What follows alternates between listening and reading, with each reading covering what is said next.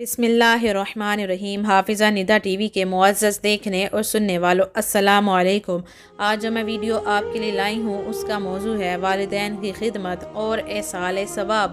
میرے محترم عزیز سننے والوں، جن کے والدین یا ان میں سے کوئی ایک فوت ہو گیا ہو تو ان کو چاہیے ان کی طرف سے غفلت نہ کرے، ان کی قبروں پر بھی حاضری دیتا رہے اور ایصال ثواب بھی کرتا رہے۔ اس زمن میں سلطان مدینہ صلی اللہ علیہ وآلہ وسلم کے 5 فرمان رحمت نشان ہیں۔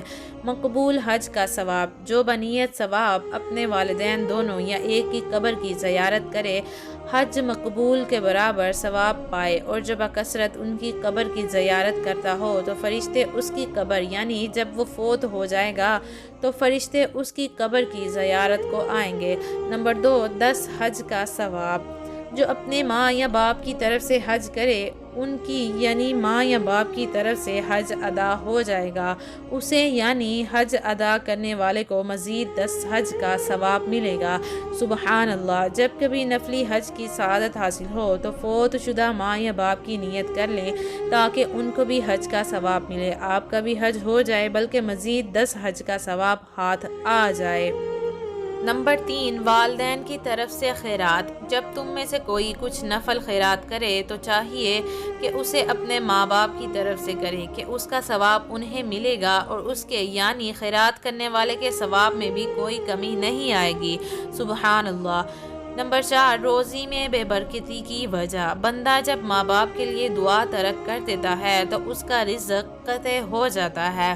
نمبر 5، جمعہ کو زیارت قبر کی فضیلت۔ جو شخص جمعہ کے روز اپنے والدین یا ان میں سے کسی ایک کی قبر کی زیارت کرے تو اس کے پاس سورہ یاسین پڑھے بخش دیا جائے گا۔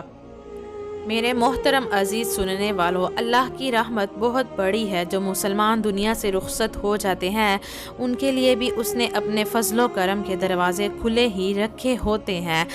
رسول اللہ صلی اللہ علیہ وآلہ وسلم کا فرمان مغفرت نشان ہے۔ میری امت گناہ سمیت قبر میں داخل ہوگی اور جب نکلے گی تو بے گناہ ہوگی، کیونکہ وہ مومنین کی دعاؤں سے بخش دی جاتی ہے۔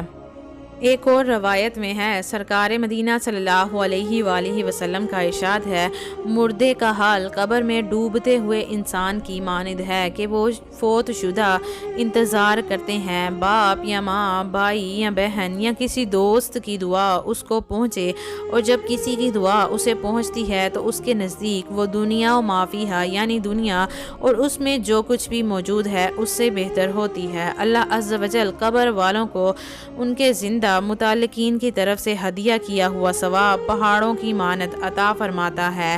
زندوں کا ہدیہ یعنی تحفہ مردوں کے لیے دعائے مغفرت کرتا ہے۔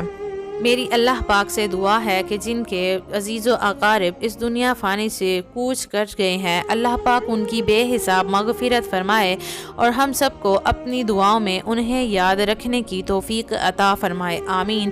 ویڈیو اچھی لگی ہو تو ویڈیو کو آگے شیئر کر دیں، صدقہ جاریہ سمجھ کر، اور چینل کو بھی سبسکرائب کر لیں۔ مجھے دیجیے اجازت، ہنستے رہیے، ہمیشہ مسکراتے رہیے۔ اللہ پاک آپ سب کا حافظ و نگہبان۔